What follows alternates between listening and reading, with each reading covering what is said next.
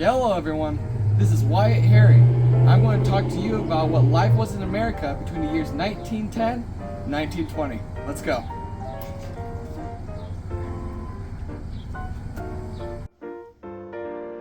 Let's begin with some main events. In 1910, February 8th, W.D. Boyce founded the Boy Scouts of America. The deadliest industrial disaster occurred on March 25th, 1911, at the Triangle Shirtwaist Factory in New York City. It claimed the lives of 146 workers. Now, on April 15, 1912, a ship traveling from Southampton to New York City collided with an iceberg, killing 1,500 passengers and crew. We now know this ship as the Titanic. The 17th Amendment was passed on April 8, 1913, leading to the direct election of senators. Following the outbreak of World War I in 1914, President Woodrow Wilson declared strict neutrality. We'll see how that goes. Now for some local Colorado history. The Rocky Mountain National Park was established on January 26, 1915. Woodrow Wilson was re-elected in 1916. On April 6, 1917, America declared war on Germany, entering World War I, but we'll talk more about that later. Woodrow Wilson delivers his 14-point speech in 1918, and on June 4, 1919, the 19th Amendment was passed giving the suffrage to women.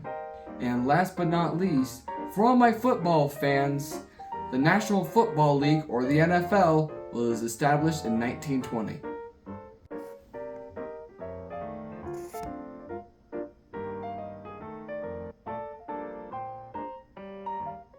Let's move on to what a family looked like. In 1914, 69% of earners had about a personal income about $2,000, according to the University of Missouri. Only 9% of 18-year-olds received a high school diploma, and 7.7% of them were literate. Due to the low household income, many kids and teenagers were hired in places like factories and mines. By 1910, only 500,000 motor vehicles were produced in America.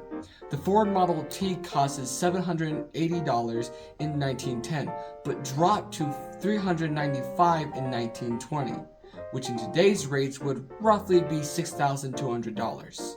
In the 1910s, music was just starting to get really popular. Most of this is due to inventions like this Edison Diamond Disc phonograph.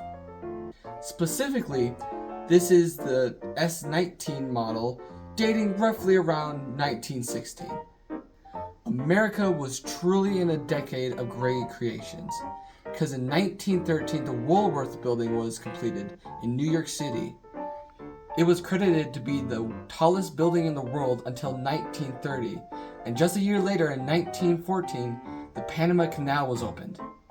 Now, as mentioned before, music was on the rise, and beginning in the 1910s, ragtime was still popular, but by the time 1917 rolled around, it was overshadowed by a new style: jazz.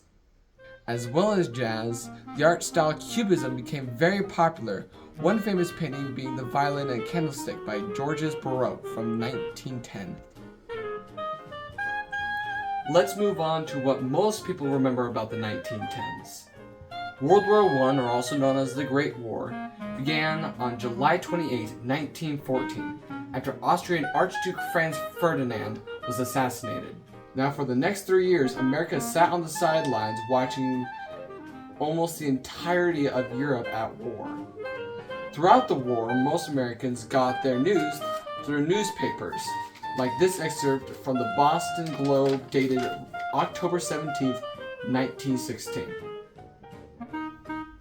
Here's the picture of the tank, or Caterpillar tractor armored car, so prominently mentioned in recent dispatches from the Western Front.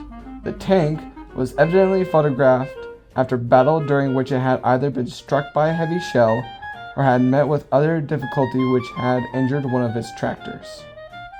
Tanks, like other inventions like airplanes, machine guns, and toxic gas, were first introduced during World War I, and World War I was known as the First Modern War.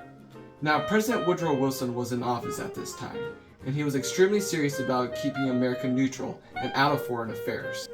This is also known as isolationism.